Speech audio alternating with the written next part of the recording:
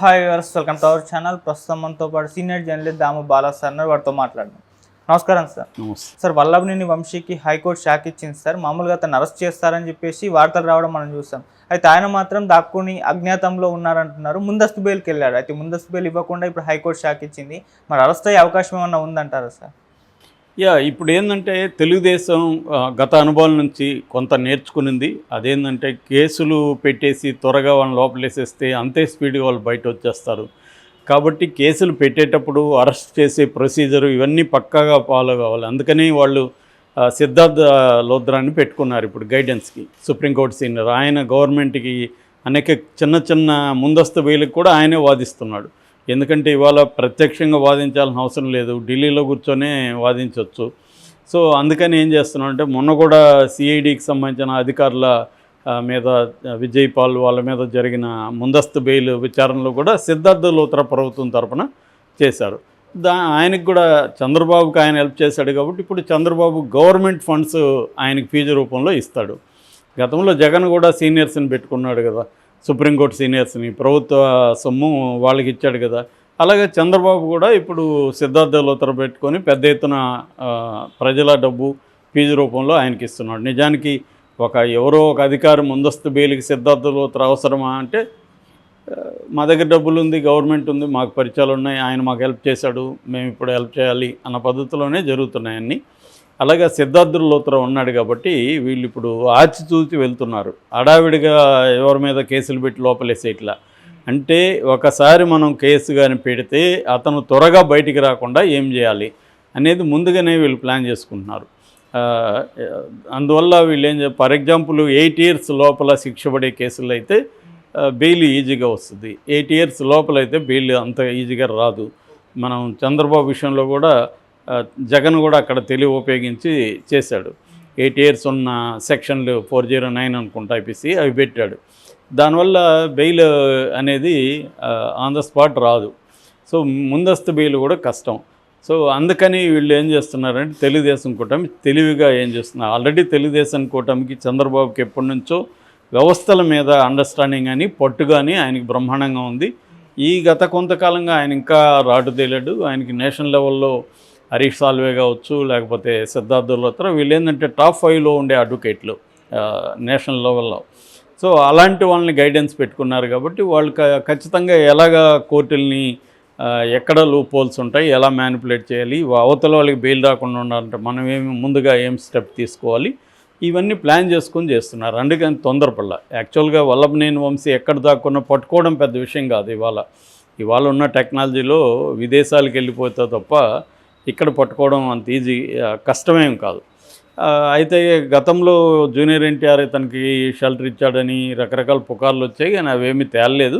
అయితే ఇప్పటివరకు వల్లభనేని వంశీ ఎక్కడున్నాడని మాత్రం ఎవరికి తెలియదు. అతను అజ్ఞాతంలో ఉన్నాడని చెప్తున్నారు. కానీ నాకు తెలిసి అయితే పోలీసులకి అజ్ఞాతంలో ఉన్నాడని నేను అనుకోవట్లేదు. వాళ్ళు ఏంటంటే, ఇతను ఏమేమి ట్రై చేస్తాడో ట్రై చేయని, లీగల్గా అతనికి దారులు మూసుకుపోయినాక అరెస్ట్ చేస్తే అప్పుడు మనకి ఎక్కువ కాలం జైల్లో ఉంటాడు. ఇప్పుడు ఎందుకంటే ముందస్తు బెయిల్కి వెళ్తాడని వీళ్ళకి తెలుసు. ముందస్తు బెయిల్ రిజెక్ట్ అయిపోయింది అనుకో, అప్పుడు అరెస్ట్ చేసేసారనుకో, ఇమీడియట్గా బెయిల్ రాదు. ఎందుకంటే ముందస్తు బెయిల్ ఆల్రెడీ రిజెక్ట్ అయింది.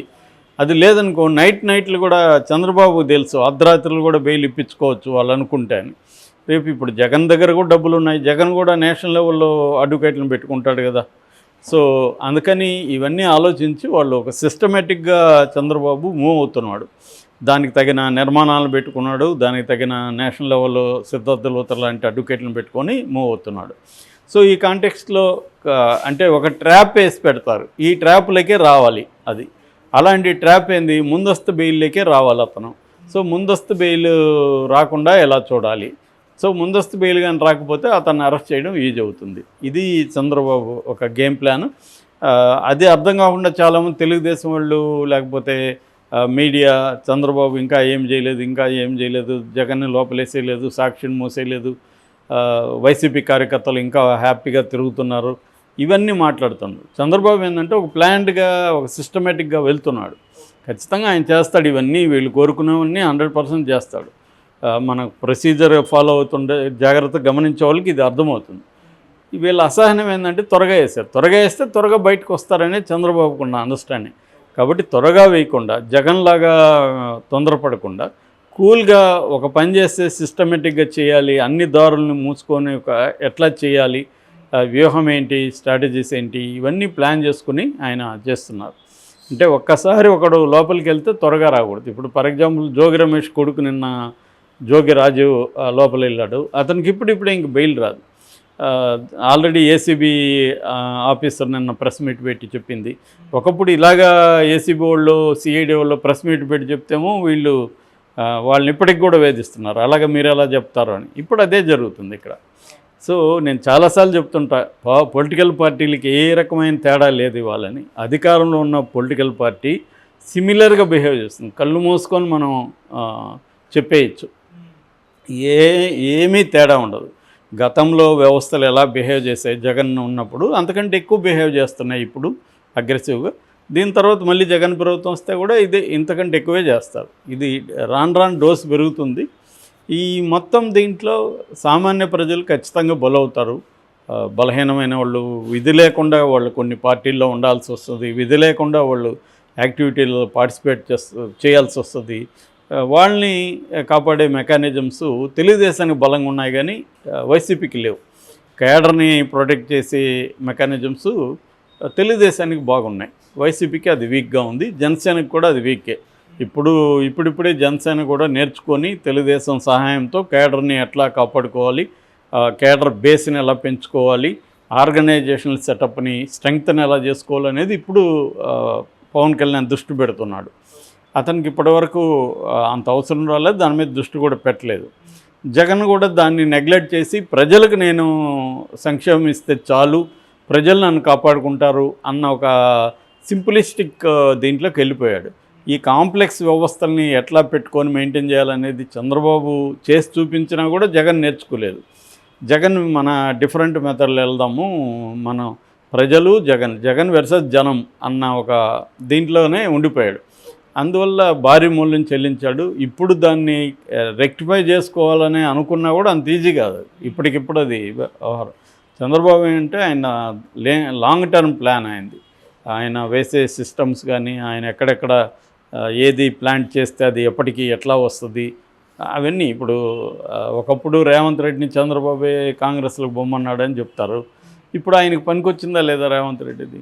అట్లాగే షర్మిలాకి ఇక్కడ ఉన్నప్పుడు తెలుగుదేశం మీడియా కావచ్చు, తెలుగుదేశం వాళ్ళు హెల్ప్ చేశారు. ఇవాళ షర్మిల ఆయనకు పనికొచ్చిందా లేదా? అట్లాగే బీజేపీలో కొంతమందిని పంపించాడు. బీజేపీలో ఉన్న సీఎం రమేష్ లాంటి వాళ్ళు, సుజనా చౌదరి లాంటి వాళ్ళు బ్రహ్మాండంగా ఈయనకి ప్రొటెక్టివ్ కవర్ లాగా పనికొచ్చారా లేదా? ఇలాగ ఆయన ఏంటంటే వేరే పార్టీలేక మనుషులను పంపించడం, వేరే వ్యవస్థలేక మనుషులను పంపించడం, తనకి సామాజిక వర్గం వాళ్ళని బలంగా చూసుకోవడం, పార్టీ కేడర్ని పార్టీని బలంగా నిర్మించుకోవడం, ఈ ప్రొటెక్టివ్ షీల్డ్స్ అంటారు వీటిని. ఈ ప్రొటెక్టివ్ షీల్డ్స్ లేదా సపోర్ట్ సిస్టమ్స్ని ఓవర్ ద పీరియడ్లో ఆయన బిల్డప్ చేసుకుంటూ వచ్చాడు. అవి ఆయనకి ఎప్పటికప్పుడు హెల్ప్ అవుతున్నాయి. జగన్ కానీ కేసీఆర్ కానీ ఆ పని చేయలేదు. జగన్ కొంతవరకు చేయగలిగాడు కానీ అది సరిపోదు జగన్కి. కేసీఆర్కి అసలు లేదు, ఆ దృష్టే లేదు కేసీఆర్కి. కేసీఆర్ తెలంగాణ నా జాగీరు, తెలంగాణ ప్రజల్ని నేను ఇలా మ్యానిపులేట్ చేయగలను అనుకున్నాడు. అది ఇప్పుడు ఆయనకి రివర్స్ కొట్టింది. అందుకనే కవిత 5 నెలలు దాటినా కూడా జైల్లో నుంచి బయటికి తీసుకురాలేకపోయాడు. సో ఇదే మనం కానీ ఇదే ప్లేస్లో చంద్రబాబు నుండి ఈ పార్టీకి ఎప్పుడూ కూతుర్ని తీసుకొచ్చుండేవాడు. సో ఈ అందుకని ఈ తేడా రాజకీయ నాయకుల మధ్య ఈ తేడా ఏదంటే వాళ్ళ ఫంక్షనింగ్ విధానం, వాళ్ళ దూరదృష్టి, వాళ్ళ ప్లానింగ్, ఇవన్నీ ఇంపార్టెంట్ రాజకీయాల్లో. అక్కడే మనకి వ్యక్తుల ఇంపార్టెన్స్ తెలుస్తుంది.